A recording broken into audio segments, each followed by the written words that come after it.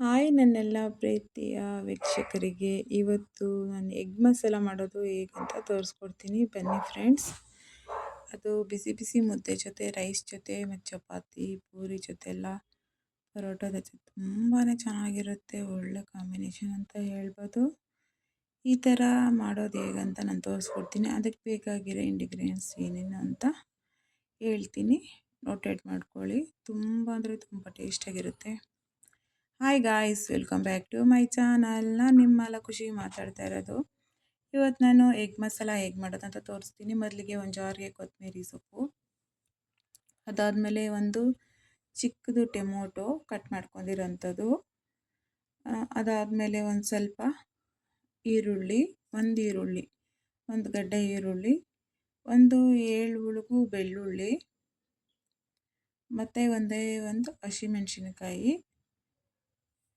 ಒಂದು ಅರ್ಧ ಇಂಚಷ್ಟು ಶುಂಠಿ, ಇಷ್ಟು ಮಾತ್ರ ಹಾಕಿ ಗ್ರೈಂಡ್ ಮಾಡ್ಕೋಬೇಕು. ನಾವು ಏನೇ ಮಸಾಲೆ ಆ್ಯಡ್ ಮಾಡೋಂಗಿಲ್ಲ. ಇನ್ನೊಂದು ಸರಿ ಹೇಳ್ತೀನಿ. ಹಸಿಮೆಣಸಿನಕಾಯಿ ಒಂದು, ಮತ್ತು ಟೊಮೊಟೊ, ಕೊತ್ತಂಬರಿ ಸೊಪ್ಪು, ಶುಂಠಿ, ಬೆಳ್ಳುಳ್ಳಿ, ಈರುಳ್ಳಿ ಅಷ್ಟೇ ಹಾಕಿ ಗ್ರೈಂಡ್ ಮಾಡ್ಕೋಬೇಕು. ಆಮೇಲೆ ಮಸಾಲೆಗೆ ಏನೇನು ಬೇಕಂತ, ಮತ್ತು ಚಿಕನ್ ಮಸಾಲ ಬೇಡ, ಧನಿಯಾ ಪುಡಿ ಮತ್ತು ಅಚ್ಕಾರದ ಪುಡಿ, ಗರಂ ಮಸಾಲ, ಅಷ್ಟು ಮಸಾಲೆ ಆ್ಯಡ್ ಮಾಡ್ಕೊಬಾರ್ದು. ಅದು ಹಂಗೆ ಇಟ್ಟಿಟ್ಕೊಂಡಿರಬೇಕು. ಮೊದಲಿಗೆ ಒಂದು ಬಾಣಲಿ ಇಟ್ಕೊಂಡು ಅದಕ್ಕೊಂದು ಸ್ವಲ್ಪ ಎಣ್ಣೆ ಹಾಕಿ ಕುದಿಸ್ಕೋಬೇಕು. ಅದಾದಮೇಲೆ ಇವಾಗ ನಮ್ಮ ರುಬ್ಕೊಂಡಿರೋಂಥ ಮಸಾಲೆ ಹಾಕಿ ಹಸಿಗಟ್ಟು ಹೋಗೋ ತನಕ ಫ್ರೈ ಮಾಡ್ಕೋಬೇಕು. ನೋಡ್ತಾ ಇರ್ಬೋದು, ಇಲ್ಲಿ ಒಂದು 5 ನಿಮಿಷನೇ ಲೋ ಫ್ಲೇಮಲ್ಲಿ ಹಸಿಗಟ್ಟು ಹೋಗೋ ತನಕ ಫ್ರೈ ಮಾಡ್ಕೊಳ್ಳಿ. ಅದೆಲ್ಲ ಹಸಿಗಟ್ಟು ಹೋಗಿದ್ದಾದಮೇಲೆ ಫ್ರೈ ಮಾಡ್ಕೊಂಡಿದ್ದಾದಮೇಲೆ ಇವಾಗ ನಾನು ಏನೇನು ಹಾಕ್ಕೊತೀನಿ ಅಂತ ತೋರಿಸ್ತೀನಿ ಬನ್ನಿ. ಒಂದು ಟೊಮೊಟೊ ಕಟ್ ಮಾಡಿ ಇಟ್ಕೊಬೇಕು. ಆ ಟೊಮೊಟೊ ಹಂಗೆ ಆ್ಯಡ್ ಮಾಡ್ಕೋಬೇಕು. ಅದು ಬೇಯ್ತೈತೆ ಮಸಾಲೆ ಜೊತೆ. ಒಂದು 70% ಬೆಂದರೆ ಸಾಕು. ಫುಲ್ಲು ಬೆಂದ್ರೇನು ಪರವಾಗಿಲ್ಲ, 70% ಬೆಂದರೆ ಸಾಕು ಟೊಮೊಟೊ. ಇದು ಗ್ರೇವಿ ಟೈಪ್ ಮಾಡ್ತಾ ಇರೋದು ನಾನು. ಚೆನ್ನಾಗಿ ಹಸಿಗಟ್ಟು ಹೋಗಿದ್ದಾದಮೇಲೆ ನಾನಿವಾಗ ಅಚ್ಕಾರದ ಪುಡಿ, ಗರಂ ಮಸಾಲ, ಹಾಗೆ ಧನಿಯಾ ಪುಡಿ ಇಷ್ಟು ನಾನು ಇದೇ ಪೇಸ್ಟಲ್ಲಿ ಸ್ವಲ್ಪ ಫ್ರೈ ಮಾಡ್ಕೊತೀನಿ.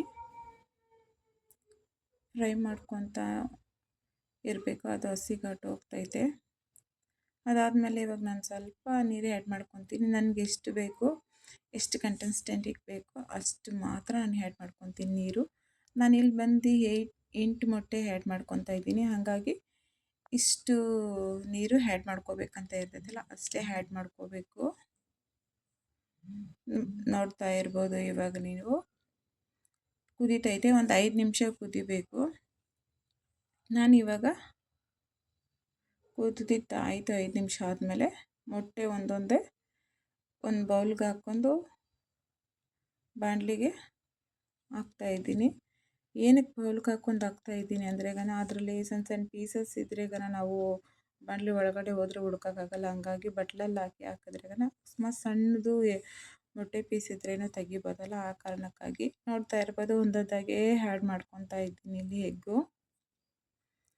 ಒಳ್ಳೆ ಟೇಸ್ಟು, ಒಳ್ಳೆ ಕಾಂಬಿನೇಷನ್ ಮುದ್ದೆಗೆ, ರೈಸ್ಗೆ ಮತ್ತು ಚಪಾತಿ ಪೂರಿ ಪರೋಟ ಎಲ್ಲದಕ್ಕೂ ಅಷ್ಟೇ. ತುಂಬ ಅಂದರೆ ತುಂಬಾ ಚೆನ್ನಾಗಿರ್ತೈತೆ. ನೀವು ಒಂದು ಸರಿ ಟ್ರೈ ಮಾಡಿ ನೋಡಿ, ಕಮೆಂಟ್ ಹಾಕಿ. ಒಂದೊಳ್ಳೆ ರೆಸಿಪಿ ಅಂತಲೇ ಹೇಳ್ಬೋದು. ಇವತ್ತು ಸಂಡೇ ಆಗಿರೋದ್ರಿಂದ ತುಂಬ ಅಂದರೆ ತುಂಬ ಚೆನ್ನಾಗಿರುತ್ತೆ ಕಾಂಬಿನೇಷನ್ನು. ಫೈನಲಿ ನೋಡ್ತಾ ಇರ್ಬೋದು ಇಲ್ಲಿ ನೀವು ಮೊಟ್ಟೆ. ಅದು ಜಾಸ್ತಿ ಸೌಟಲ್ಲಿ ಅಲ್ಗಾಡಿಸ್ಬೇಡಿ, ಯಾಕಂದರೆ ಅದು ಸಣ್ಣ ಸಣ್ಣ ಪೀಸ್ ಆಗಿಬಿಡ್ತೈತೆ. ಈಗ ನಾವು ಎಗ್ ಹೇಗೆ ಹಾಕಿದ್ದೀರೋ ಹಾಗೇ ಒಂದು 5 ನಿಮಿಷ ಆದಮೇಲೆ ಲೋ ಫ್ಲೇಮಲ್ಲಿ ಇಕ್ಕಿ ಈ ಥರ ಪ್ಲೇಟ್ ಮುಚ್ಚಿ ಆಮೇಲೆ ತೆಗ್ದು ನೋಡ್ತಾ ಇರ್ಬೋದು. ಸಖತ್ತಾಗಿ ಕಾಣಿಸ್ತಾ ಇದೆ. ತಿನ್ನೋದಕ್ಕೂ ಅಷ್ಟೇ ಒಳ್ಳೆ ಘಮ ಬರ್ತಾ ಇದೆ. ತಿನ್ನಬೇಕು ಅಂತ ಅನ್ನಿಸ್ತಾ ಇದೆ. ನೀವು ಕೂಡ ಒಂದ್ಸರಿ ಈ ರೆಸಿಪಿ ಟ್ರೈ ಮಾಡಿ ನೋಡಿ ಫ್ರೆಂಡ್ಸ್. ತುಂಬ ಅಂದರೆ ತುಂಬ ಚೆನ್ನಾಗಿರ್ತದೆ. ಹೋಟೆಲ್ ಸ್ಟೈಲಲ್ಲಿ ಅಂತಲೇ ಹೇಳ್ಬೋದು ಇದು. ತುಂಬ ಜನ ಇಷ್ಟಪಟ್ಟು ತಿಂತಾರೆ ಇದನ್ನು. ಒನ್ ಟೈಮ್ಗಾಗಷ್ಟು ಮಾಡ್ಕೊಂಡಿದ್ದೀನಿ ನಾನು. ಮುದ್ದೆ ರೈಸ್ ಜೊತೆ ಕಾಂಬಿನೇಷನ್ಗೆ. ನಾನು ಚಪಾತಿ ಅಷ್ಟು ಇದು ಮಾಡಲ್ಲ. ತುಂಬ ಅಂದರೆ ತುಂಬ ಟೇಸ್ಟಾಗಿರ್ತೈತೆ. ನೋಡ್ತಾ ಇರ್ಬೋದು ಇಲ್ಲಿ ಎಗ್ಗು ಫೈನಲಿ ಮುಗೀತು. ಹಾಗೆ ಹಾಫ್ ಬಾಯ್ಲ್ ಹಾಕೋಣಂತ ಹಾಕ್ತಾ ಇದ್ದೀನಿ ಇವಾಗ. ಹಾಫ್ ಬಾಯ್ಲ್ ನಮ್ಮ ಹಸ್ಬೆಂಡ್ಗೆ. ಮೊಟ್ಟೆಯಲ್ಲಿ ತುಂಬಾ ಇದೈತೆ ವಿಟಮಿನ್ಸು ಅವೆಲ್ಲನೂ. ಮಕ್ಳಿಗೆ ಡೈಲಿ ಒಂದೊಂದು ಮೊಟ್ಟೆ ಕೊಟ್ಟರು ಬೆಟ್ರೆ ಅಂತಲೇ ಹೇಳ್ಬೋದು. ಇನ್ನು ನನ್ನ ಮಕ್ಕಳು ಎಗ್ ಬಾಯ್ಲೆಲ್ಲ ತಿನ್ನಲ್ಲ, ಅದಕ್ಕೆ ಆಮ್ಲೆಟ್ ಮಾಡ್ತೀನಿ, ಇಲ್ಲಾಂದರೆ ಮೊಟ್ಟೆ ಮಸಾಲ ಮಾಡ್ತೀನಿ. ತುಂಬ ಚೆನ್ನಾಗಿರ್ತೈತೆ ಮೊಟ್ಟೆ ಮಸಾಲ. ಫೈನಲಿ ಮುಗೀತು. ಮುದ್ದೆ ಜೊತೆ ಸರ್ವ್ ಮಾಡ್ತಾಯಿದ್ದೀನಿ ಸಾಂಬಾರು. ಮೊಟ್ಟೆ ಮಸಾಲ ಗೊಜ್ಜು ಇದು, ಸಾಂಬಾರಲ್ಲ. ಬಿಸಿ ಬಿಸಿ ಮುದ್ದೆ ಹಾಗೆ ಎಗ್ ಮಸಾಲ ಸಾಂಬಾರು, ಹಾಫ್ ಬಾಯ್ಲು. ಈ ಚಳಿಗಾಲಕ್ಕೆ ಒಳ್ಳೆ ಕಾಂಬಿನೇಷನ್ ಅಂತಲೇ ಹೇಳ್ಬೋದು. ಹಾಗೆ ಹೋಗ್ತೈತೆ ಮುದ್ದೆದಲ್ಲಿ. ಇನ್ನು ಸರ್ವ್ ಮಾಡೋದೊಂದೇ ಬಾಕಿ. ಫೈನಲಿ ಈ ಥರ ಇತ್ತು. ನೋಡ್ತಾ ಇರ್ಬೋದು, ನೋಡ್ತಾ ಇದ್ರೇ ಬಾಯಲ್ಲಿ ನೀರು ಉರ್ತೈತೆ. ಈ ಥರ ನೀವು ಕೂಡ ಟ್ರೈ ಮಾಡಿ friends. Thank you for watching. ನನ್ನ ಎಲ್ಲ ಫ್ರೆಂಡ್ಸು, ನನ್ನ ಸಬ್ಸ್ಕ್ರೈಬರು, ನೀವು ಕೂಡ ಒಂದ್ಸರಿ ಟ್ರೈ ಮಾಡಿ ನೋಡಿ. ಹಾಗೆ ಕಮೆಂಟ್ ಹಾಕಿ. ನನ್ನ ಚಾನಲ್ ಇನ್ನೂ ಯಾರ್ಯಾರು ಸಬ್ಸ್ಕ್ರೈಬ್ ಮಾಡ್ಕೊತಿಲ್ಲೋ ಬೇಗ ಹೋಗಿ ಸಬ್ಸ್ಕ್ರೈಬ್ ಮಾಡ್ಕೊಳ್ಳಿ. ಹಾಗೆ ಬೆಲ್ ಬಟನ್ ಒತ್ತೋದು ಮರಿಬೇಡಿ. ಇಷ್ಟ ಆಗಿದರೆ ಶೇರ್ ಮಾಡಿ, ಕಮೆಂಟ್ ಮಾಡಿ. Thank you for watching. Next ವ್ಲಾಗಲ್ಲಿ ಸಿಗೋಣ. ಇನ್ನಷ್ಟು ವಿಡಿಯೋಗಾಗಿ ನನ್ನ ಚಾನಲ್ಗೆ ಸಬ್ಸ್ಕ್ರೈಬ್ ಮಾಡ್ಕೊಳ್ಳಿ. ಹಾಗೆ ನೋಟಿಫಿಕೇಷನ್ ಆನ್ ಮಾಡ್ಕೊಳ್ಳಿ.